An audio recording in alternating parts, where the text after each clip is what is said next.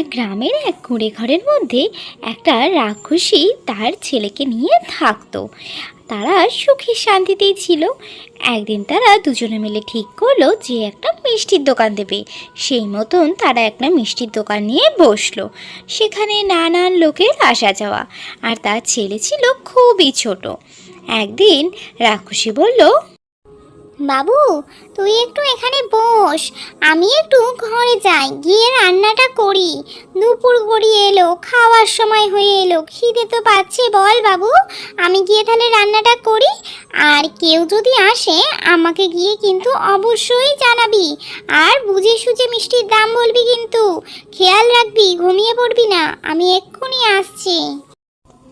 আর এই কথা শুনেই সঙ্গে সঙ্গে রাক্ষস বলে, আচ্ছা মা, আমি সব খেয়াল রাখবো। তারপর সেই কথা শুনে রাক্ষসী ঘরে চলে যায়। আর সেই সময় টুনি আসে মিষ্টি কেনার জন্য। আর এসেই সে একটা একটা করে মিষ্টি খেতে থাকে। আর টুনির এমন কাণ্ড দেখে বাবু রাক্ষসের তো মাথা খারাপ। সে ভাবে যে কি হলো রে বাবা, কোথা থেকে এক পাখি এসে কিনা মিষ্টি খেতে শুরু করে দিল। সে তখন চেঁচিয়ে বলল, এই এই কে তুমি? এরকমভাবে মিষ্টি খাচ্ছ কেন আমার দোকান থেকে? তুমি জানো আমার মা কে? আমি এক্ষুনি মাকে গিয়ে বলে দেবো তুমি এভাবে না বলে দোকান থেকে এসে মিষ্টি খাচ্ছ। এটাকে কিন্তু চুরি করা বলে। আমি কিন্তু এক্ষুনি মাকে গিয়ে তোমার নামে জানিয়ে দেবো। টুনি তখন সবটা শোনার পর বলতে শুরু করলো, হ্যাঁ হ্যাঁ, অবশ্যই তোমার মাকে বলতে পারো। তোমার মাকে গিয়ে বলো যে দোকানে মাছি মিষ্টি খাচ্ছে, আর তারপর দেখো তোমার মা কি বলে।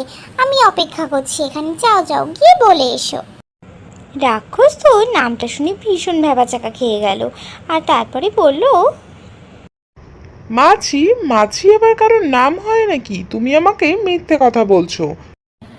হ্যাঁ হয় গো হয়, তুমি তোমার মাকে একবার বলেই দেখো না, তোমার মা দেখবে বলবে যে আমাকে মিষ্টি খেতে, দেখো তুমি বলে। টুনিয়া তো জোর দিয়ে বলছে দেখে সে তখন তার মায়ের কাছে যায়। কিরে বাবু, তুই একা একা চলে এলি যে? তোকে যে বললাম দোকানে বসতে, দোকানে তো কেউ নেই, মিষ্টি খেয়ে চলে যাবে তো লোকে। মা, আমি তো তোমাকে সেটাই বলতে এসেছি। দোকানে এসেছে একজন আর এসে থেকেই মিষ্টি খেয়ে যাচ্ছে, আর বলছে তাকে নাকি তুমি খুব ভালো করে চেনো। তার নাম তোমার কাছে বললে তুমি নাকি তাকে আরো বেশি করে মিষ্টি খেতে বলবে। আমার চেনা পরিচিত? কি নাম বলতো তার? কি নাম বলেছে তোকে? মা, ওর নাম হলো মাছি, সব মিষ্টি খেয়ে নিচ্ছে খালি। তাই বল, মাছি? আচ্ছা আচ্ছা, ঠিক আছে, হ্যাঁ হ্যাঁ, আমি ওকে চিনি। ঠিক আছে, ওকে খেতে দে। আর ও কতই বা খাবে, খাক খাক। যা যা, তুই এখন দোকানে যা, আর ওকে খেতে দে। ওর পেট ভরে গেলে ও নিজে থেকেই চলে যাবে।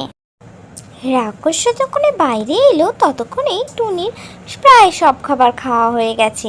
আর টুনির পেটও ভরে গেছে। রাক্ষসকে দেখে তখন টুনি বলল, কি গো, তোমার মা কি বললো তোমাকে? নিশ্চয়ই বলেছে যে আমি যেন যত খুশি খাই আর পেট ভরে খাই, কি তাই তো? হ্যাঁ মা, তোমার নাম শুনে এই কথাই বলল, কিন্তু আমি তো মাকে বোঝাতেই পারলাম না যে তুমি কতটা পরিমাণে খেয়ে নিচ্ছ। মা বলল তুমি যতক্ষণ না পেট ভরে খেতে, তা বলে তুমি সব মিষ্টি খেয়ে নিলে দোকানের।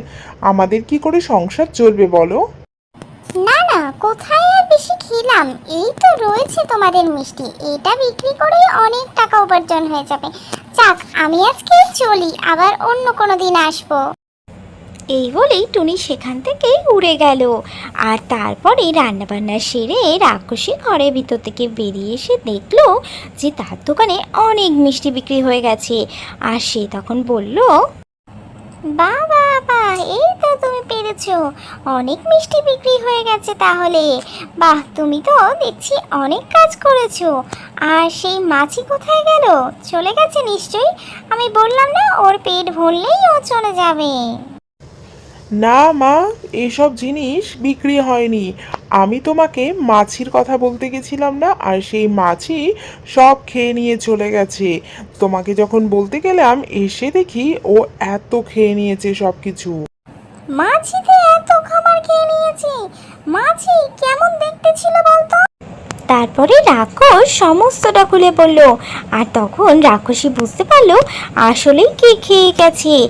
তখন তাদের আফসোস করা ছাড়া আর কোনো উপায়ই থাকলো না। ছোট্ট বন্ধুরা, আমার এই টুনির গল্প তোমাদের কেমন লাগছে তোমরা কিন্তু অবশ্যই জানিও। আর তোমরা নীতিকথামূলক গল্প না টুনির গল্প, কোন গল্প বেশি পছন্দ করো সেটাও কিন্তু জানিও। কোন গল্প বেশি দেখতে চাও সেটা আমাকে কমেন্ট করে জানিও। আমি চেষ্টা করব তোমাদের সাথে তাই শেয়ার করার। আজকের মতন এখানেই, টাটা।